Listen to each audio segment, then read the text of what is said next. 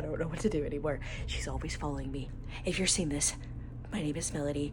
There is some kind of copy of me, and she's always following me. I don't know what to do. I can't keep running from her.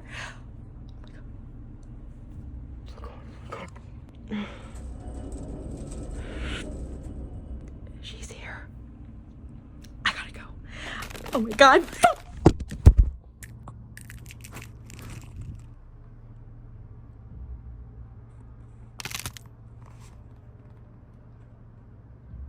Hi there. Welcome back to Melody Ever After. Good morning, evening, afternoon, and night, fellow Trainwreck fans. Today we're going to be talking about cloning. And, not those clones. Not those clones either. Hey, that's Mary-Kate and Ashley Olsen. They're just normal twins. Today we're going to be looking at some experiments and the timeline about genetic modifications like clones from animals like the goat that could spin spiderwebs in its milk, to the modern recreation of the direwolf. Yeah, that direwolf. Like, from Game of Thrones. There are pros and cons to reviving and genetically modifying animals like this, so we're gonna look at both the pros, cons, and ethics of it all. Let's go ahead and rewind that flesh printer to see how we as a society collectively got from copying frogs to maybe having a woolly mammoth in the next 3 years. A real woolly mammoth. The first ever cloning experiment took place in 1952 with a breed of frog called leopard frogs. Look at these little guys, aren't they cutie? Scientists Briggs and King cloned frogs using a process called nuclear transfer. Now what this means is that they were using frog embryos and not adult frog DNA, so it isn't technically real cloning. It's kind of just like copying an embryo, and it's not as impressive as actual cloning from an adult animal, but it was still a huge advancement at the time. Things get weird in 1996. Who would have thought? Dolly the Sheep was the first real clone of an adult mammal. She was made from a mammary cell, which, yes, means that she was created with boob science. This is a win for the ladies. Dolly was a clone of a Scottish blackface sheep. Her existence was truly groundbreaking for modern genetic science. And maybe your uncle who really likes boobs. Do your thing, Uncle Dave. Far away from me. Dolly was cloned and raised in Edinburgh, Scotland, and only lived 6.5 years, which is relatively short for a blackface sheep. She was expected to live anywhere from 10 to 11 years if she would have been not cloned, but for a clone, she did surpass the life expectancy. Those ethic issues are kind of bleeding through. And since I know you're going to ask, yes, Dolly the Sheep was affectionately named after the country singer Dolly Parton. Jolene, I'm begging of you, please don't take my man. That's getting cut. And I just want to say that the technology is crazy, because look at these sheep. They are totally identical. I couldn't even tell them apart. Come on, which one's the clone? That's crazy. But not every tale from the story of Dolly is a happy one. There were 276 unsuccessful clones in various stages of life before Dolly was successful. Yikes, that sucks.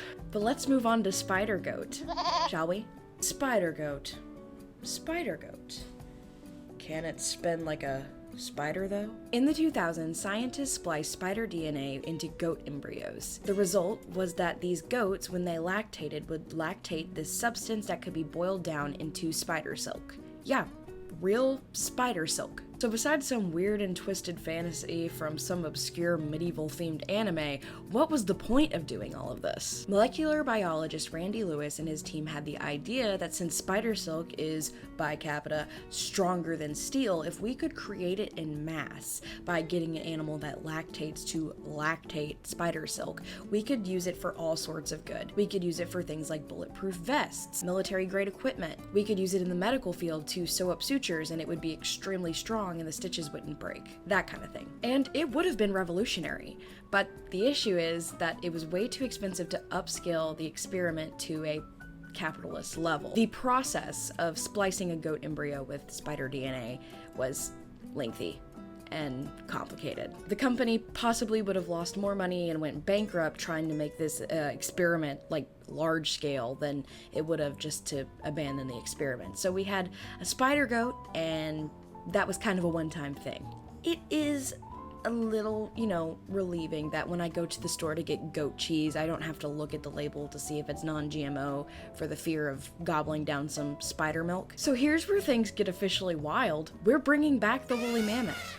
Like, there is supposed to be a real-life woolly mammoth on our planet in 3 years, in 2028, supposedly. Now, this project has been in the works since the 2010s, and they've kind of doubled down on it ever since. This project is brought to you by a company called Colossal Biosciences, and the latest advancement in this experiment was this year, like 2025. They are going full Jurassic Park, and they were able to genetically engineer mice with woolly mammoth DNA to create something they're calling woolly mice. And oh my god, they're so cute! They're so cute, dude. They look like a pygmy puff from Harry Potter, like, had a baby with a chinchilla. I'm in love with them. It's adorable. It's science, and it's plotting to overthrow the thermostat industry. So their projects are clearly working, and they plan on popping out a woolly mammoth by 2028. Yeah, that's all cool and all, but due to global warming, aren't we kind of in the middle of a, I don't know, global meltdown? Are polar bears not losing land and resources because the ice caps are melting? Where the actual fuck are we gonna put a woolly mammoth, dude? Let me know. Canada? Alaska? Just wherever it'll fit? What the fuck? What is the plan? What is the plan? I don't know, I guess I'm just kind of having a hard time understanding what the end goal even is here. But alas, let's move on to what you've probably clicked the video for. In 2025, aka a few weeks ago, they revived the Direwolves. Like Jon Snow and the Direwolves. Game of Thrones? Yeah? Colossal Sciences announced the birth of Romulus, Remus, and Khaleesi. Really leaning into that Game of Thrones thing. Yeah, that's cool. I'm not gonna lie, that's pretty cool. Now, don't get excited, because whereas the woolly mice, to my knowledge, are actual woolly mice, the direwolves are not actually even direwolves. The wolves that were born under Colossal Biosciences' most recent project are genetically modified wolf pups that exude tons of direwolf traits, but the pups actually don't contain any direwolf DNA, like at all. Instead, the company was able to splice and dice the genes of a gray wolf, which is the closest living relative to the extinct direwolf, to give a pre-existing, already living species the features and traits that direwolves were notorious for having. In particular, their extremely huge size. So they're not actually direwolves, but it's close enough that we can slap some merch out. So let's talk motive here.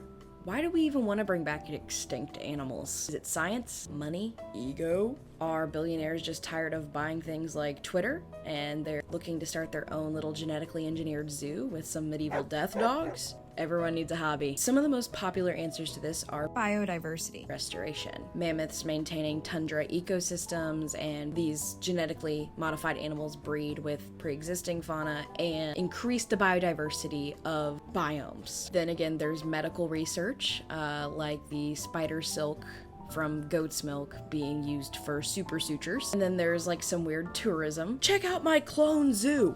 I've got 2 of everything. But here's the dilemma here. If we're cloning stuff for the sake of the planet, why does it always have to be things like dinosaurs, mammoths, and direwolves? Yeah, that stuff's all cool, but why not clone something that we actually need, like bees that are going extinct? We need bees. Bees nuts. We know that Dolly the Sheep was able to naturally procreate. Why not bring back something that could repopulate an endangered species that still exists on our planet? I feel like that would be more helpful. Maybe I'm crazy. And maybe not something as noble as bees. Maybe something like the dodo. Why is it like we're bringing back crazy shit? Now, don't get me wrong, I do think direwolves are cool as fuck. I do think they are fly. I do think they are dope. Up next is ethical issues served medium rare. As we mentioned, cloning animals is no walk in the park. Animals suffer, die, and are poked and prodded throughout the entire process. Sure, we have gotten better at not completely outright torturing the animals that we are cloning, but there are still failed cases, and it's not pretty. These animals can't consent to these types of experiments. It's an animal. It doesn't know what it's signed up for. So that's kind of fucked up, because I would never do that to my dog. And that's just scratching the surface of ethical issues with cloning. Aside from animal suffering, there's also biodiversity distraction, which means that we are so focused on cloning cool extinct animals that we aren't focusing on the ones that are currently endangered on our planet. And most importantly, a lot of people think that cloning and genetic advancements being more popularized is a doorway to eugenics. It may not be long after that that we start contemplating the cloning and genetic selection of humans. months. Programs like CRISPR are already possible, making it to where, hypothetically, if you have enough money, you can select your baby's appearance, hair color, eye color, genetic features, health features, and physical and mental traits. Which in theory, sounds like the perfect way to have a kid. It comes out exactly as you want, and it looks like the perfect little combination of you and your lover, and it has no health issues. That's dandy, right? Only that's eugenics. And this improvement with genetic cloning, copying, genetic modifications, it's opening up the door for something more dystopian, and a lot of people are upset about that. And then what if people start doing crazy shit, like giving birth to a genetic copy of their mom, or giving birth to a genetic copy of their husband? There's a movie about that. It's freaking weird. A lot of people see genetic modification experiments and think that it's like handing a toddler a chainsaw and then telling them to pick up woodworking. We're just not responsible for it yet, and we are way too overexcited to get anything like that down in our society. So here's where we're at. De-extinction is real. Cloning is real, and somewhere out there might be a goat that spins spiderweb silk in its milk in some lab. That's horrifying to think about. And the number one company behind it all is Colossal Biosciences. They're the same company that is bringing back the woolly mammoth and bringing back the direwolves. Honestly, I think that's kind of dope. I think it's kind of cool, but we'll see how it plays out. They want a world where extinct animals roam again, maybe for tourism, maybe for conservation, maybe just because they watched Ice Age on shrooms. What we're doing right now both has good and bad consequences and results. Bringing back these animals does bring back a beautiful, natural marvel, but I'm gonna circle back. Stay with me. Where the fuck are we putting a woolly mammoth? Not my house. Don't volunteer me. Whether we're saving species or speedrunning evolution hacks, one thing's clear. Cloning, officially back. And it's not just a futuristic experiment that's in the lab anymore. It's in the wild. So buckle up, because the future is cold, and it's dripping with spiderweb goat milk. There you are, you bitch!